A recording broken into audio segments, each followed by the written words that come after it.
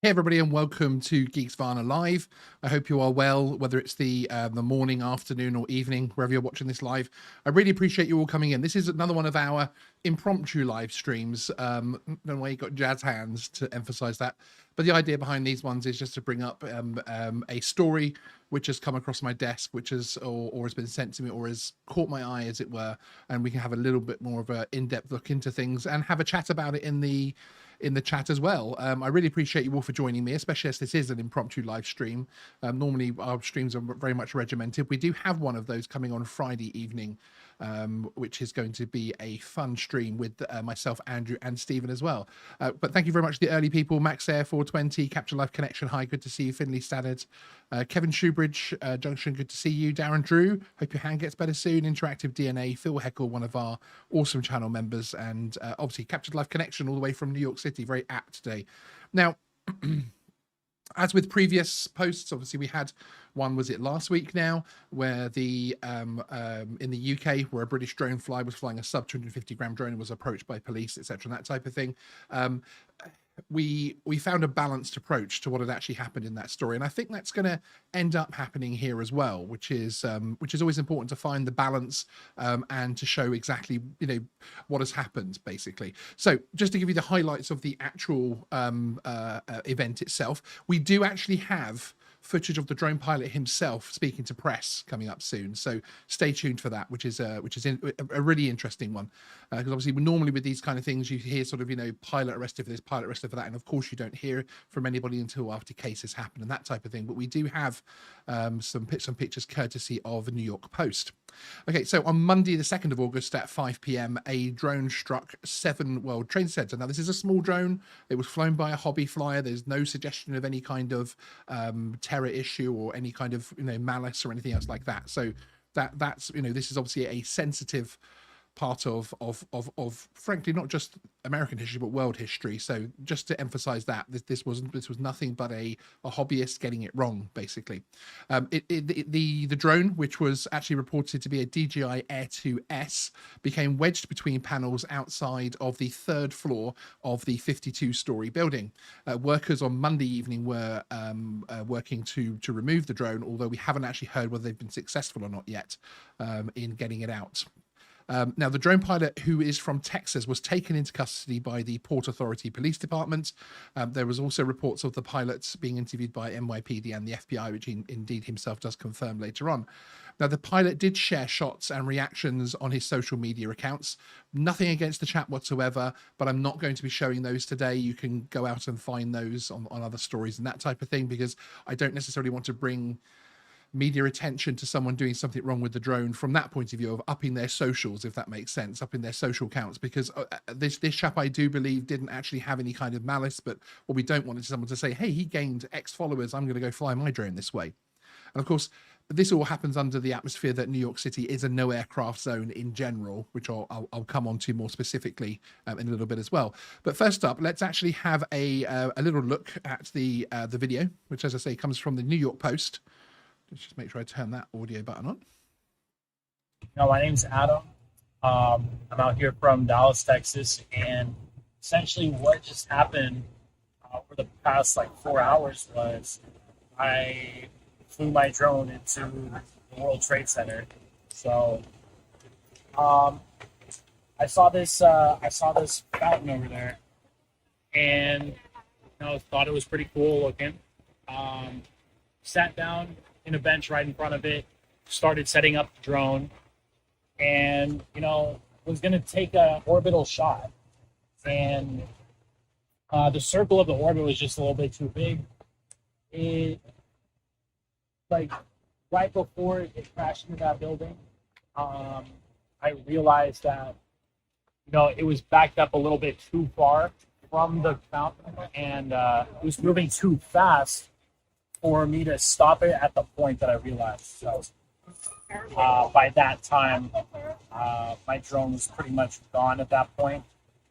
Crashed into it, got stuck in between the metal and the concrete side of the building. So what they told me that needed to happen was, if I would absolutely need the drone back, they would need to get a crane and remove top panel, middle panel, and then the bottom panel in order to get that thing out, which would be like a 6-figure plus job just to do. So more effort than is needed for like $1,200 drone. So I guess I'm gonna just get another drone here soon enough. Okay, so there we have it. There's a link in the description to the news report that contains that video on there. What was interesting as well is that the pilot gave a further quote, which is actually from social media, where he says the New York Police Department, the Counterterrorism Unit, and the FBI responded. Wow, it was quite a New York greeting. Now I've got a great New York story. Everybody was a good sport. I didn't give the cops a hard time, and they didn't give me a hard time. Excellent. They just had to check that I was doing what I said I was doing. Now, police issued a summons for violating the city ban on flying an aircraft in New York City, which includes drones, except where allowed or permission has been specifically granted. There are, lots of different reasons why drones do fly in New York City, but actually with permissions, and obviously outside of the TFR, which is more like a permanent FR. But there we go. So yes, that's basically what the chap had to say. Now, those are the facts. That's the video from the pilot himself, which is interesting. Well done, New York Post, for gaining that. I think it's something which is an interesting one, because clearly this shouldn't have happened if it's in a TFR. It's interesting that the drone itself would fly. I'd love the feedback from people like Stevie who are over in New York City as far as whether the DJI Fly safe maps actually stop you from flying in New York City. I'm surprised that the A2 allowed them to lift off. But again, this is in context. This is a small-ish, lightweight-ish drone, which has come into contact with the building. It hasn't hit people or anything else like that, and that type of thing. The pilot is clearly holding his hands up and saying, okay, I didn't realize what I was doing here. Again, obviously, as we always say, ignorance of the rules, ignorance of where you're flying isn't necessarily any kind of defense, or in fact, it isn't a defense in most countries. But again, the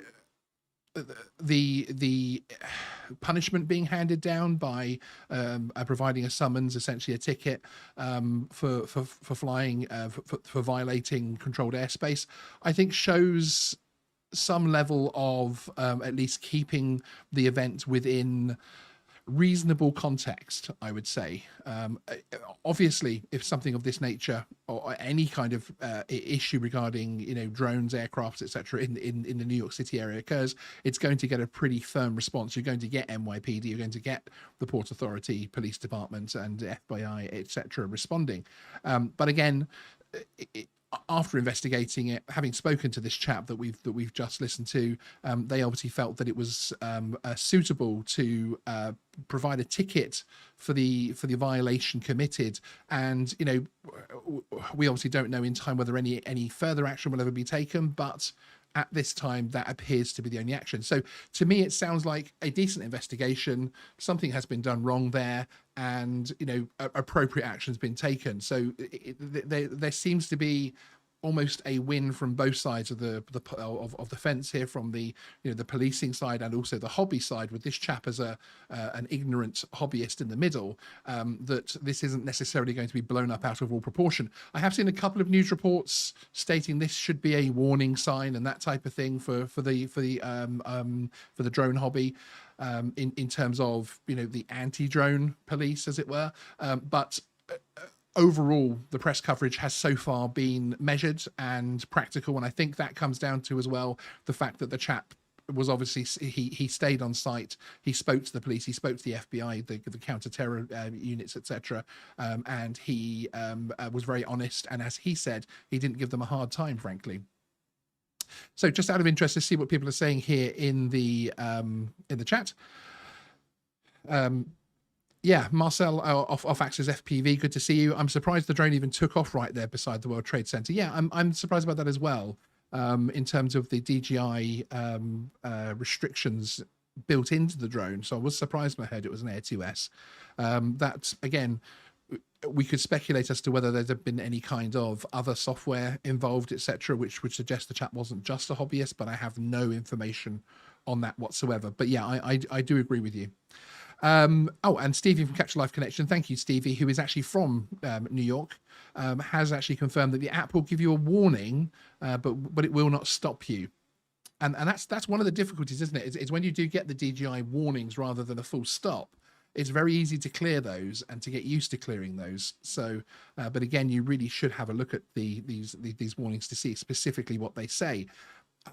I mean, even as a non-US resident, obviously I know my stuff when it comes to drones and drone flights, so I would know that.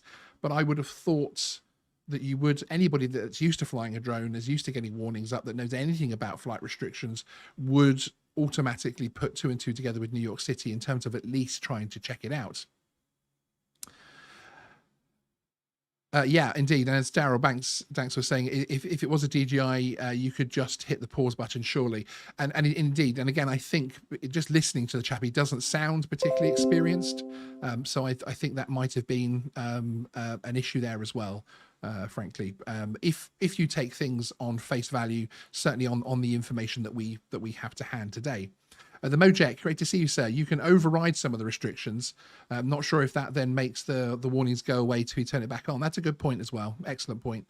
The Droning Life just shows people who are new to the drones should really have practiced good and understanding of the intelligent flight modes, and should have an understanding of the rules. Absolutely. And I think, again, as I say, this is to me a measured story, a measured outcome. We don't know if anything else is going to happen regarding damage to property and that type of thing from a civil point of view, but you know, to me, it feels fairly measured. Marcel off Access FPV, did he try using turtle mode? With a good FPV joke there. Thank you, sir. Yes, the Mojek says something along the lines of, I accept responsibility for this flight. Yeah, I've seen that, and because in actual fact, my flying club, the BMFA flying club, is within a close enough proximity to a military base that we get that morning every time we fly from our own flying club field, but it does reset every time I've found. And Stephen Capture Life again saying the guy in this situation mentioned the app didn't stop him in a personal video he released. I can send you the video, Sean. Yeah, fantastic. I mean, I've tried not to focus on the social media side of things too much from the point of view, as I say, I'm not saying this chap has done this to gain popularity, but I don't want anybody else to get the impression that actually, hey, if I go and do things like this, then channels like Geeksvana will plow my social media accounts all over everywhere, etc. So and again, Marcel says I just use a big long stick to get it out. Yes, that's what she said.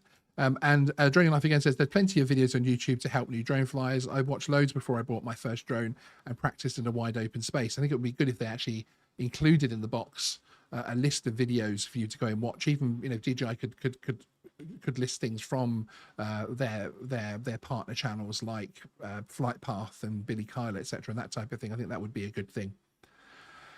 Interactive DNA, the guy should get the award of the most stupid beginner drone flyer. Even a dog knows that area is extremely sensitive in the USA.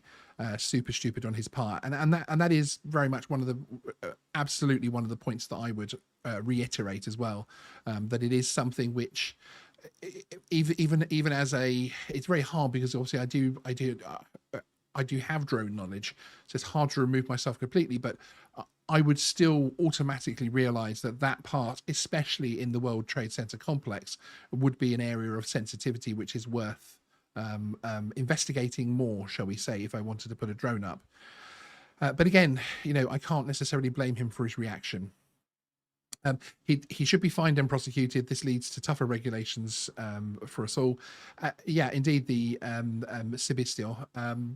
It is one of those things where I think that if we have a measured response to this, then it, you know,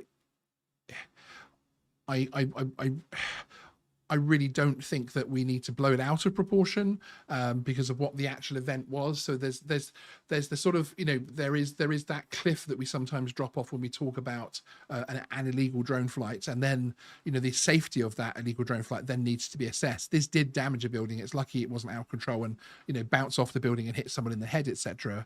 But again, even with a DJI Air 2S, because they've of course been designed with folding arms and that type of thing, it's debatable as far as any kind of injuries or serious injuries that it would have caused anyway. So I feel like this was a measured response from authorities, which I would, you know, wholeheartedly congratulate them on, frankly. Novice Quads, good to see you. Hello, sir.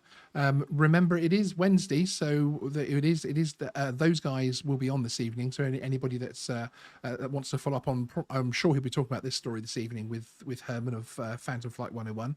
So if anybody is interested in that, go across to Novice Quads channel, ready for the stream later, 10 p.m. UK time, 5 p.m. EST. And Capture Life says, I had my drone stop me from flying one time. I was in Puerto Rico within 5 miles of an airport. I couldn't even get the props to spin. Completely blocked. It was a Phantom 4 though. Yeah, that's interesting, because that's certainly what I would find. If I get close to an area, I get the warning symbols that I have to accept responsibility for and that type of thing. Sometimes you have to enter a phone number and get a code back if you're within particular zones and you've got prior permission to be in that zone.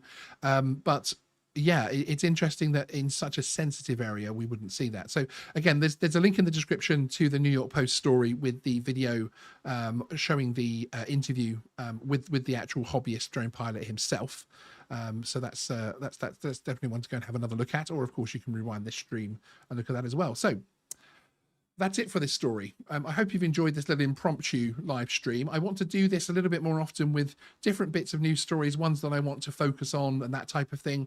I think it gives us a chance to chill out with the regular audience and really just have a look and break things down a little bit more, especially when it's a story like this where I would like to see a measured response from the media, which on the whole we have definitely been seeing, certainly from the mainstream online articles that have been out there, that it has been a highly measured response. This could have been a very, very nasty, clicky title, which you know could have been horrendous for the hobby, frankly.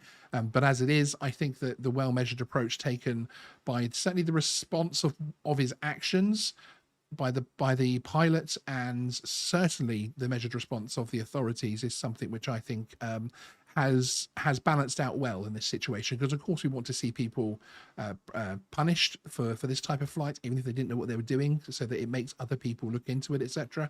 But certainly it isn't something that I would like to see get out of context and get out of control as well. So to me, this is, if it stays at this current situation with the summons, the ticket issued, then I think that could be a reasonable result for everybody, frankly.